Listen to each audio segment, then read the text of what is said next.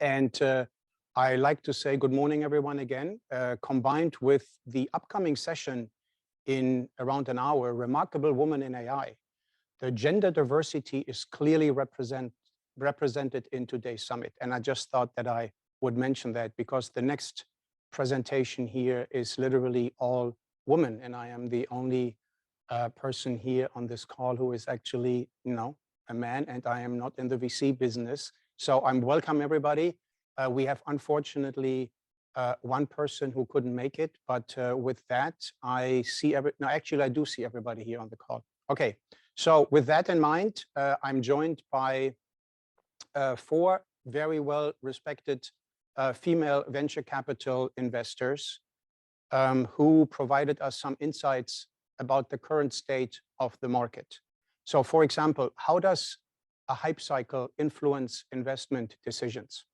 What are the criteria of investors around value creation, applied AI, generative AI, or blockchain applications?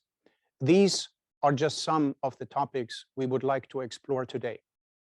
Before we dive deeper into the questions and allow the audience to ask questions at the very end, I would like to ask each one of the speakers to introduce themselves and tell us about your background, your firm, and the current activities, and so on and so on.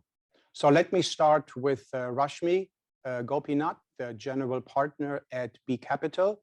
Please, Rashmi, the stage is yours. Thanks, Thomas, and really nice to meet everyone. Apologies, I couldn't be there in person, but excited to be talking about this topic of AI.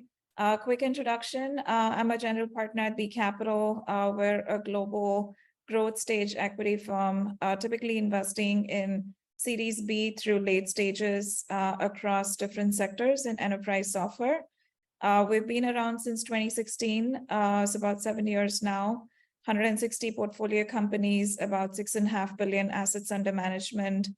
Our definition of enterprise is quite broad. We look at investing across different topics like cloud infrastructure, cyber, DevOps, data infrastructure, AI, and application software, as well as vertical areas like healthcare, fintech, supply chain, climate, logistics. So fairly broad mandate on the enterprise B2B side. And our focus is global. So we have portfolio companies across North America, LATAM, Europe, Asia, and Israel.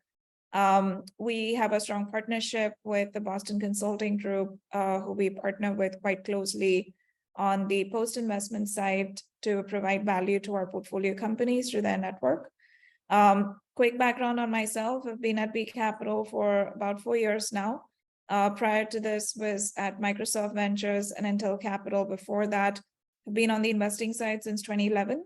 And then prior to that was on the operating side, where I've built products for Oracle and GE. And then I was at 2 startups. One was a cloud infrastructure startup that brought virtualization to big data deployments, ran most of the go-to-market teams there. And then was at a NoSQL database startup in the Valley called Couchbase. Again, on the business development team there. Really excited to talk about generative AI. We've been spending a lot of time in this space, and we believe it's one of the important technology innovations that has truly the ability to change the way we work and live. Thank you, Rashmi. This was very insightful. Appreciate it. So next up, I would like to invite Eva-Maria Olbers, the operating partner at Point72 Ventures. Thanks for joining us today. And I think you are calling in from remote, right? You are in Germany right now, but based here. Yes, that's correct. No, I'm currently dialing in from Germany. Welcome. Stage is yours. Thanks so much, Thomas, and thanks so much for organizing and for hosting and having me in today's panel discussion. So my name is Eva-Maria Olbers. I'm an operating partner at Point72 Ventures. Our fund focuses on a number of different verticals, including enterprise tech, fintech, and of course, as well, deep tech and AI, which is what my team focuses on. Our investment mandate is fairly stage agnostic. So we do invest in everything from seed stage all the way to growth stage. So we try to be partners for our portcos along the journey of growth, so to speak. And Point72 Ventures is affiliated to the hedge fund Point72, which some may be familiar with, which is led by Steve Cohen. I have been with the firm for about 4 years now, and my role is a little bit more focused on the post-investment side of the venture capital world. So specifically, I work with AI companies and deep tech companies after investment to help them grow, to help connect them to resources, and make sure that they're as successful as they can be. A little bit on my own personal background. So I started my career at the Boston Consulting Group, actually back in Germany here. And then very quickly fell in love with AI and machine learning. So joined a high growth machine learning company in the education space and led business development there for some years. Then I was at the Microsoft Ventures Accelerator in London before coming over here to Silicon Valley, where I joined Point72 Ventures. Generative AI, AI in general, as Rashmi has said, is obviously an incredibly exciting topic. Something that I think all of us have heard more and more about, and we're all still trying to figure it out. So I'm very excited for today's discussion and to also learn from my fellow panelists. Thank you. Thank you, Eva-Maria, for sharing your experience, and hope you're coming back soon, right?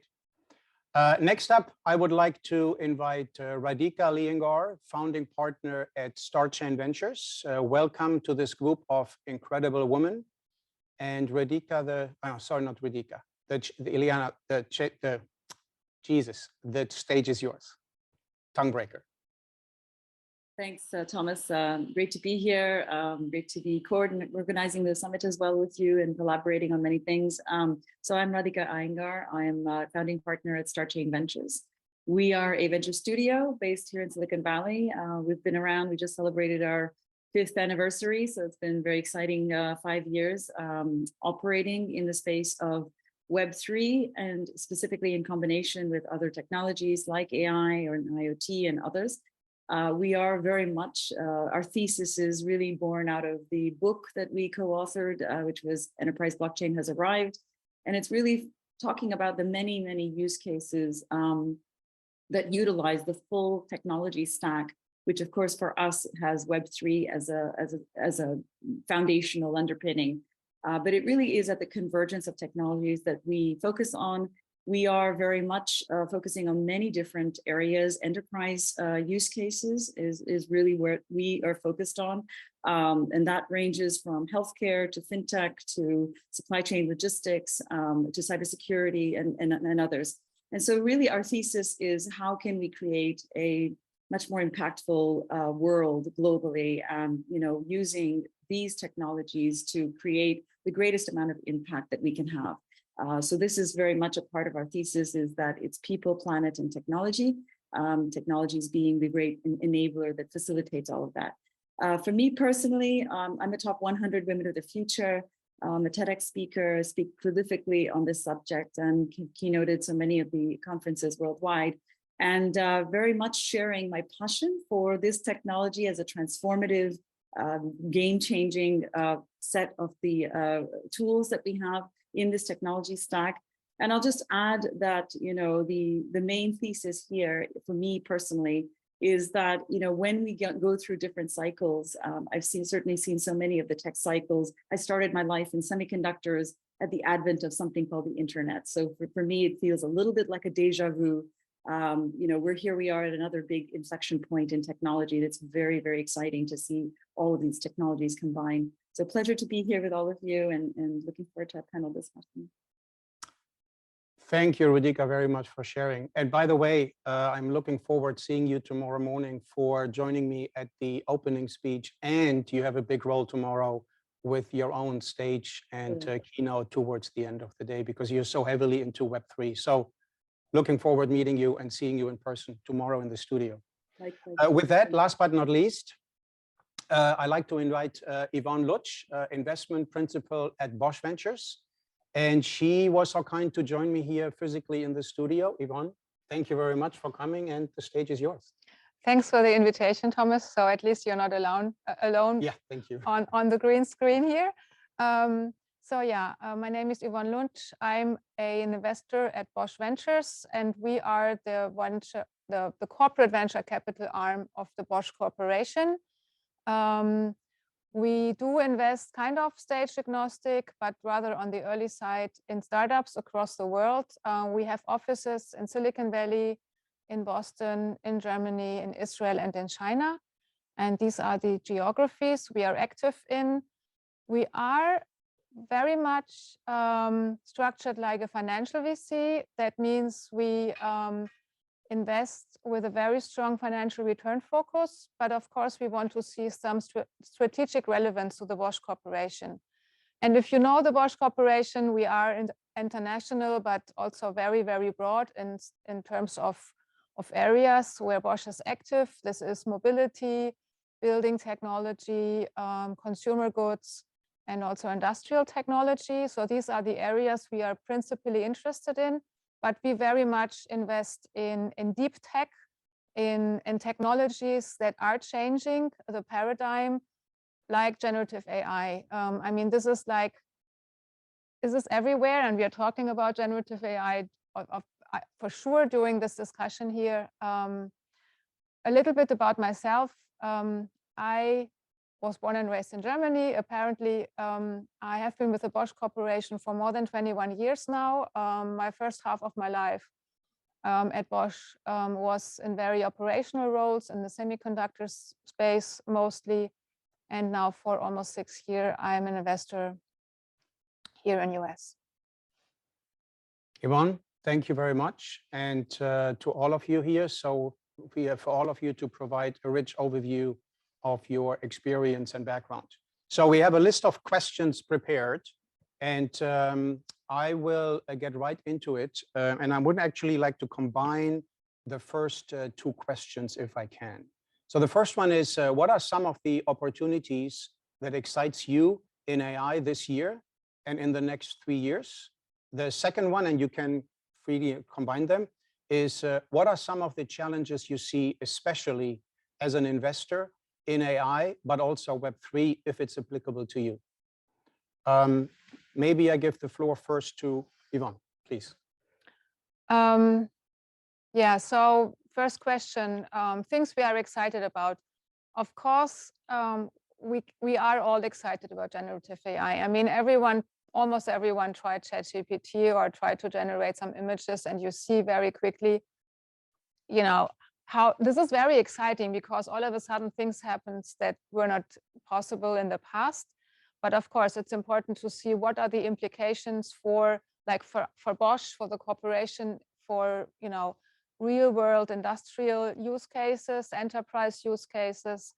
And I see with AI, and particularly with large language models, with generative AI, that business operations can be improved a lot.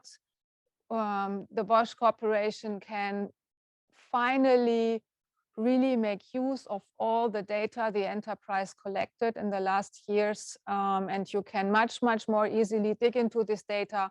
You ask the data questions with generative AI, and it gives you good answers on how business processes are running, what are the insights, and how you can improve processes.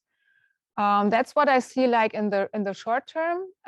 In the next 3 years, I was thinking about it. There's one particular topic I'm interested about, at least to say, because as a physicist by training, you know, I love to read science fiction. And actually, I think that generative AI has a large influence in how we will build and how robots will be deployed in the near future, because with generative AI, you can teach robots new tasks, ubiquitous tasks, much, much easier. And there are a lot of companies recently, some of them were around for a while already, like Boston Dynamics, but there are new robotics companies coming up, and they show with the help of generative AI how fast these robots can learn. And these robots can help humans with doing very tedious, hard for your body, labor, work, intensive tasks. And I think that's an area that will definitely become much, much bigger in the next couple of years. Thank you. Next, maybe I can invite Rashmi to the conversation. Your feedback. Yeah, absolutely. So maybe I'll combine both your challenges question as well as what we see as opportunities that we're excited about. So we actually polled a number of CXOs in terms of what are their top priorities with AI and generative AI, and what are some of the challenges that they're seeing. And I would say the challenges kind of fall into 3 buckets, and those 3 buckets then tie into the areas that we're excited about. The first one is just around the complexity and how do you even get started. Now, many of us who've tried the ChatGPT version of OpenAI or a DALL-E version are blown away by how simple it is to just ask a question and then you get the response that you need.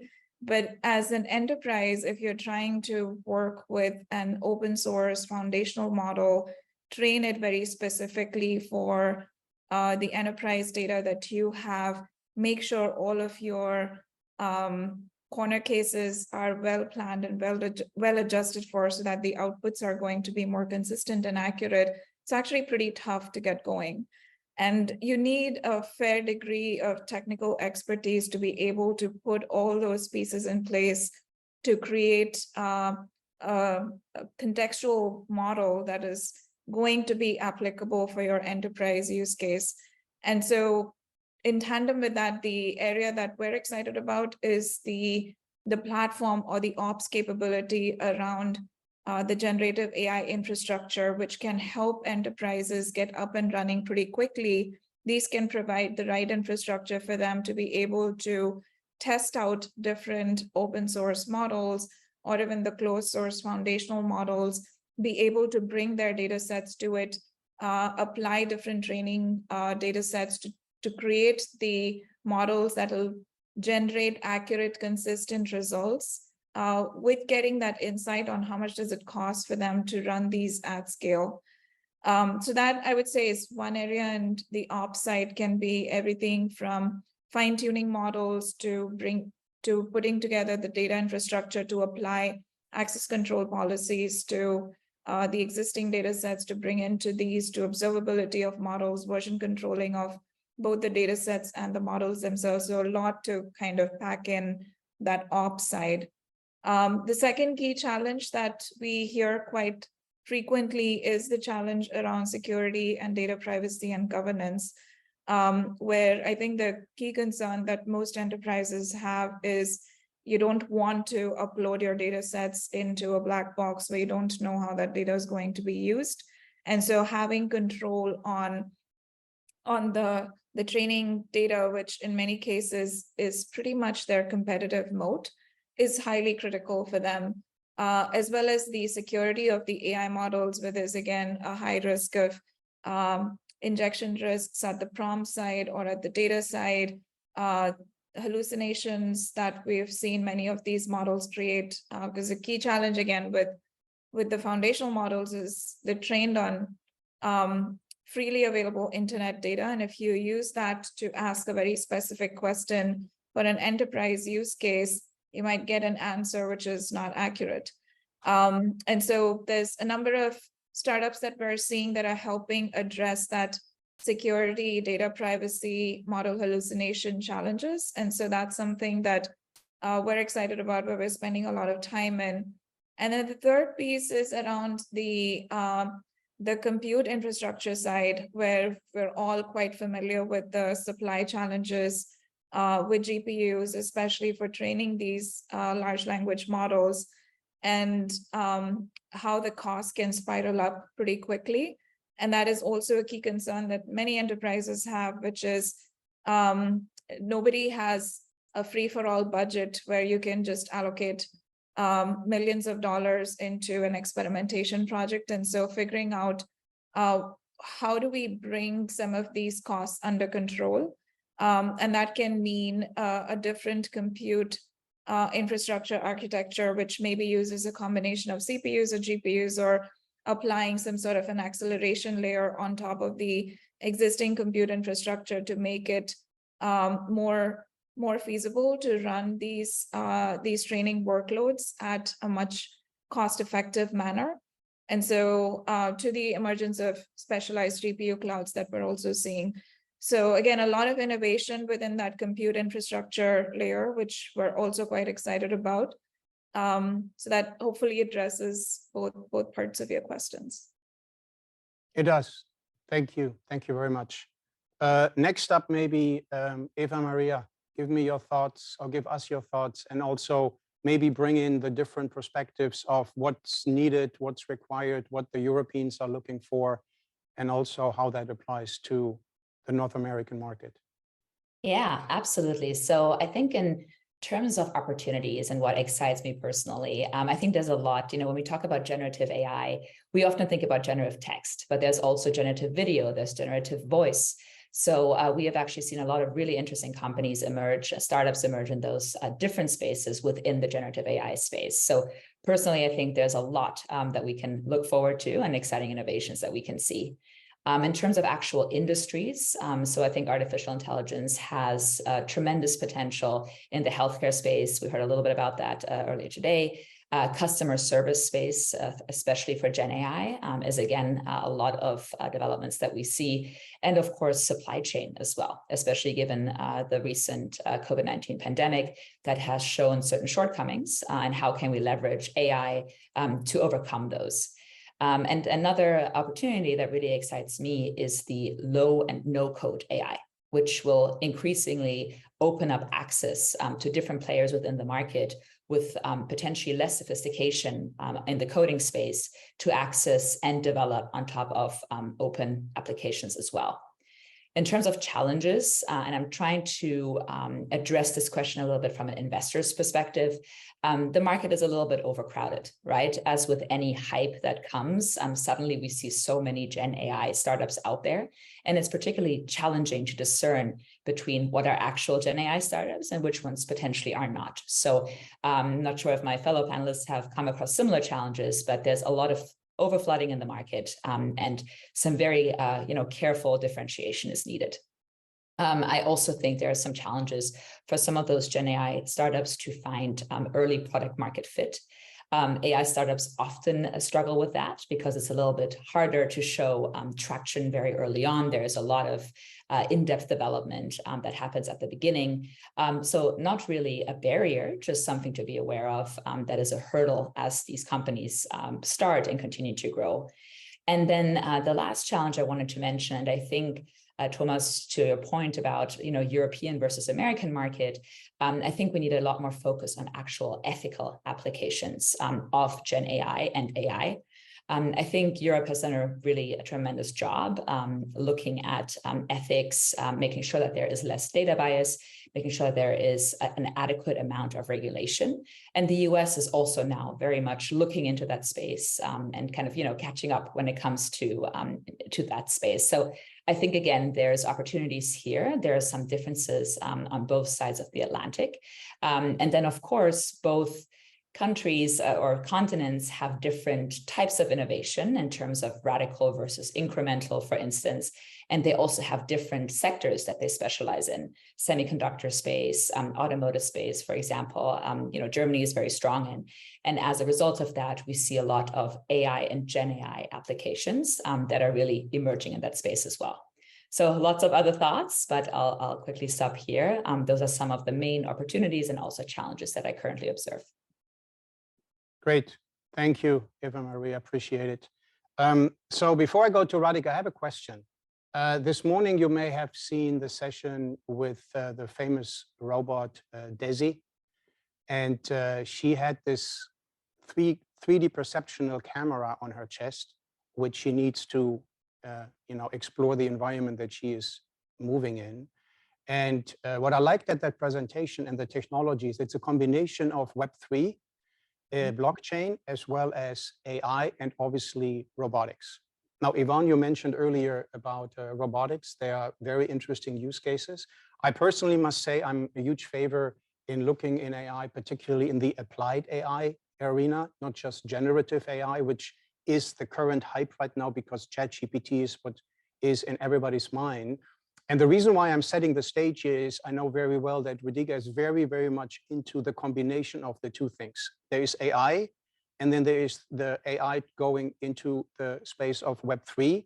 And then there's also the real use cases that are kind of in between. So maybe you can address, based on your answers, these kind of the combination of all of that.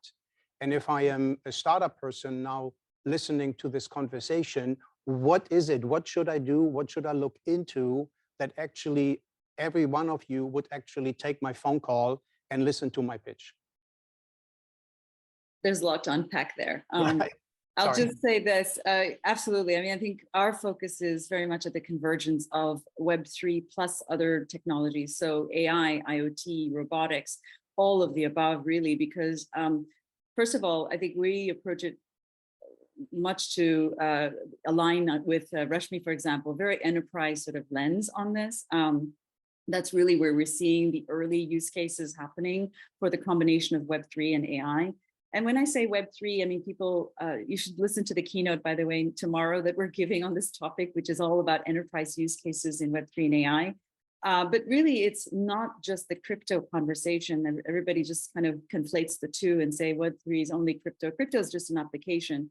So we're really focusing on the foundational technologies, much like the internet is a foundational technology, and then you have other things that you can do with it.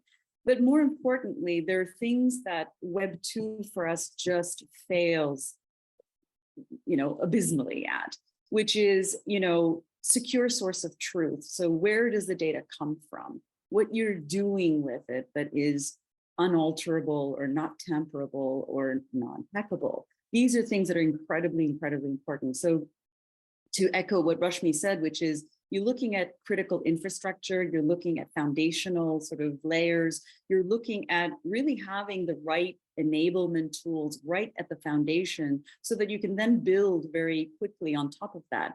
But what is missing in a lot of the Web 2 applications of AI that we're seeing is it's just not intelligent enough. So I often talk about, rather provocatively, is saying we need to put the big I back into AI. It feels very much like a small I to me and to us at StarChain Ventures. What we're looking for is next generation tools that really take into account the responsible use of this technology. We can't just build things in a vacuum and expect that it's going to have the intended consequences. So a lot of the caveats that we're seeing, the challenges that we're seeing, whether it's hallucination, whether it's LLMs that are too narrow, that are biased, all of those things can be solved when you have a decentralized infrastructure at the bottom layer. And I'm going to give credit to Janet Adams, who had a brilliant keynote this morning, talking about that future that we can see with AI that does take care of many of these inconsistencies and holes when it comes to how we treat data. So the entire data story really has to be rethought. If we're building on a foundation that is flawed, the outcome is also going to be flawed. It is very much garbage in is garbage out. So that's kind of what we're focusing on, is what can we build today that really addresses tomorrow? We are venture operators, to be clear. So we are working very actively with our portcos and our partners to build these solutions. We are technologists ourselves, so we're very, very keenly focused on how do we build sustainable, responsible solutions for tomorrow that are going to address large global challenges. And I think that, as venture operators, what we're looking for is those collaborative opportunities with any host of ecosystem partners to really deliver the promise of what can be tomorrow. So if you listen to Janet's keynote this morning, she talked about current LLMs and ChatGPT, for example, being very rudimentary because it's just trying to statistically guess the right next word or the right next response. That's really not what we need for the future. What we need for the future is artificial general intelligence, and a little bit more intelligence part of it is really what we're focused on. But that has to be based on the decentralized construct. And so for us, our thesis is very much centered around how decentralized everything really opens up the field for more people to participate so that we don't end up with the bias that we have clearly available today. I don't know if any of you have looked at the book by Joy Buolamwini called Unmasking AI. If you haven't, take a look at it. It really talks about some of these very, very critical foundational problems. We need a diverse set of people working on these solutions. We can't have the same group of people, developing things over and over. So what we look at from a venture studio perspective is how can we collaborate with diverse founders globally to really reimagine and rethink the world that we can see and really take care of some of these failings from a foundational level. The last thing that I wanted to talk about is, it's really important to, I think, have that secure source of truth, like I said. So the entire layer has to be secure from beginning to end. Otherwise, we do end up with gaps. And these gaps are going to lead at the most benign level to hallucinations, but at a more egregious level can have very severe unintended consequences. So with the power of amazing technologies, we have to be much more thoughtful and responsible of how we're actually implementing this technology. The kinds of solutions, the kinds of companies that we are partnering with, that we are really developing solutions with, are really taking into account all of the corrections, if you will, that we need to have in place so that we can end up at the right place in the future and not say, wow, what just happened here? We are at a very, very unique and exciting point in time. And it is incredibly important to have that responsible, ethical, thoughtful approach to technology. I sit on the task force called the Blockchain Working Group that advises Governor Newsom and California State Legislature on the applications and implications of this technology. And it is, a really important role that we played back in 2019 and 2020, looking and really presenting our findings and our conclusions of where California, with 40 million residents, ought to look at. So this is not about technology for the few, it's technology for the many. But we have to make sure that everything is safeguarded. Data privacy, security, these are things that are not add-ons. These are foundational sorts of layers. And so for us, our thesis is very much rooted that it's going to be a decentralized everything that is going to be the construct for the future, for the present and for the future. I hope that addresses some of the things that you're thinking about, Thomas. Thank you. Thank you. Thank you very much. So looking back, and I like to start with Yvonne, because you're also representing a giant corporation with a corporate venture arm. But if we look at over the last 4 weeks, I literally have met 4 people here in Silicon Valley alone who are starting companies, startup companies, early stage, who are looking into a sub-flavor of generative AI. And we learned this morning also from Nestor from Stanford HAI that training a model like ChatGPT for a big corporation costs you millions and millions of dollars, which nobody really can afford. So everybody's looking at a little bit of a subset. But in general, let me read one of the other questions. Is generative AI a bubble or really transforming the world like the internet and smartphone did? And as you address these questions, I would like to not just dive into the generative AI, because it's in my opinion, at least, it's an overhyped kind of a term because there's so many other flavors of AI. So yes, we all confirmed here that we are in a hype cycle, but I think the hype cycle is, I would say, accelerated by the introduction of ChatGPT, because now it's visible to everybody. It's like in 1996, 1994, when Mosaic came out, and all of a sudden we were all internet companies and we had a .com in behind us and we were all expert on internet, and now everybody's an expert on AI. So rephrasing the question, are we in a bubble? Is generative AI something that is overhyped right now? And if so, what is the real flavor of AI that really changes the world from a practical perspective that you would invest in? I think it's definitely overhyped, but I think it's also transforming the world, like the internet did as well. I mean, you mentioned it, right? There was a lot of a bubble in the early 2000s, in the late 90s, but of course, some real stuff survived, and we cannot think about a world without the internet anymore. And I think that will be the same in a couple of years. We cannot think about a world without responsible AI anymore. And generative AI is, I think, but it's a very, very strong accelerator, because I think Eva-Maria talked about no code, low code. For me, like this large language models and this gigantic models that are very expensive and trade on the internet are a very sophisticated user interface to some extent. And this very nice sophisticated user interface enables other, I think more, serious enterprise related solutions to develop faster.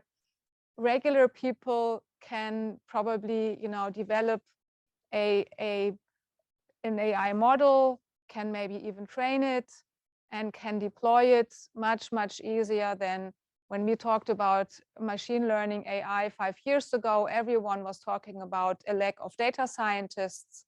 Maybe generative AI can actually help to get over this lack of talent. On the other hand, you need new talent, right, to program the new AI. But I think in many cases, it's a very, very beautiful and a very powerful user interface, and also taking away a lot of fear, because regular people can do many more things much easier. Agree, 100%. Anybody else wants to comment on the question? Yeah. Yeah, I'll comment. I think that the promise is amazing. It's fantastic. I mean, I want to drink of that Kool-Aid as well. But I think that the caveats for me are just incredibly important. The internet is just a communication protocol. That's all it was ever meant to be. It's TCP/IP based, right? So it was never meant to be about security or privacy or any of these other things that we are really finding to be insurmountably important. I mean, they're just incredibly important, right? And so as we move forward into the future, we can't just build on Web2 constructs, which are really only about communication. They don't really take into account all the other things that we need at this point in time. So I think that this is the opportunity as well as the challenge. There are many deficiencies in the large language models existing today. I urge you to take a look at SingularityNet's 𝐸𝐶𝐫 LLM, which is a truly decentralized LLM, which really looks at how do we correct a lot of the failings that we have in Web2 based or large language models that are Web2 based. Again, the quality, integrity, completeness, inclusivity of that data is absolutely critically important as we move into the future. Otherwise, we're building things and potentially, and I agree that technology should be useful. It should have a UI that is really easy to use, no code, all of that. Absolutely, the user experience. I think delivering that experience is really important. But that foundation is I can't be passionate enough to deliver that foundation is really something we ought to take care of. Otherwise, we're going to have a whole host of unintended consequences. And if you think that these unintended consequences are isolated or in a vacuum, they're not. They quickly proliferate upon themselves. Gen AI has that capability of generating upon itself. And that's why we have some of these caveats, these challenges that we're seeing. And if we don't fix it foundationally, I'm worried that we'll wake up 5 years, 10 years into the future saying, oh my God, what just happened?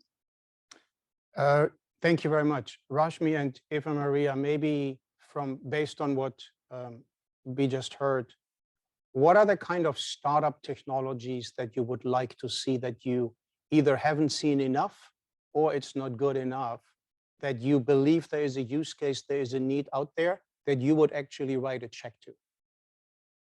Yeah, from our standpoint, I would say, going back to your previous question a bit as well, if you ask any investor that's investing in AI or generative AI, I think the unanimous answer is it is overhyped. And that's pretty obvious from the size of the rounds, the valuations of these rounds, companies coming off the gate at a seed round, raising at $500 million. I think we're probably even more optimistic about how big these companies can grow than what we were back in 2021 in certain ways. But at the same time, I think in terms of where we'd be really excited to see true innovation come through is solving those pain points that are very specific to, again, the focus that we have on the enterprise side. So I'm going to kind of stay on that, but there's obviously a lot to do on the consumer side as well. On the enterprise side, solving those true pain points, I think the initial wave of companies that we have seen a lot of focus obviously came out of the OpenAI kind of a world where it was ask any question of the internet that you want to, have it summarize documents if you upload any structured or unstructured documents to it, create images or create a voice, very B2C kind of applications. On the enterprise side, I would say the early wave that we're seeing fall a lot into that productivity and collaboration bucket, where it's around help me draft an email, help me write sales content, marketing content, help me sync up calendars, which honestly, I worry about the ability for startups to truly become large independent companies in this category, given that this is a space that the tech giants like the Microsofts and the Googles are coming in pretty aggressively. And given the distribution that they already have with their platforms, like Microsoft announced they're integrating Copilot with Word and PowerPoint, with Outlook. Google's doing the same across all of their assets, including their storage assets as well. I think that the startups are really going to struggle to compete against the distribution network that the tech giants have on these very horizontal applications that, again, if you're a startup, all you have is an OpenAI shim around something. You really can't compete against what these large companies are going to go after. But the space that could be very interesting is on those vertical applications. Eva-Maria talked about some of the applications on the healthcare side. I think on the drug discovery side, as an example, there's great ways to bring together the domain expertise that startups have in building models that can be highly contextualized for this use case, and then selling to or partnering with the pharma companies to get access to the data sets and create something that can be truly transformational and helping reduce the time that it takes to test out new compounds or leverage the models to help reduce that time to take a drug out to market.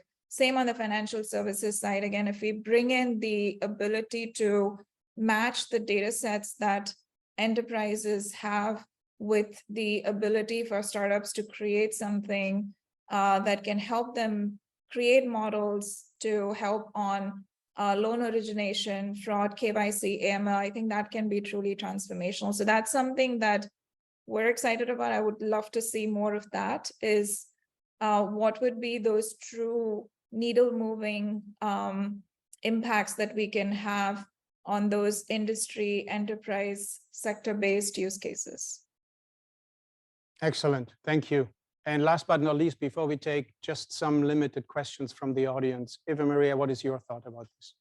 Yes, absolutely. So a lot of really, really great points have already been made. So I'll keep it somewhat short. But what I find so fascinating about generative AI and AI in general is that, you know, the conventional business model of a creator and essentially a customer, that is now over, because the customer has become the creator and vice versa. So we're really looking at a different type of industry going forward.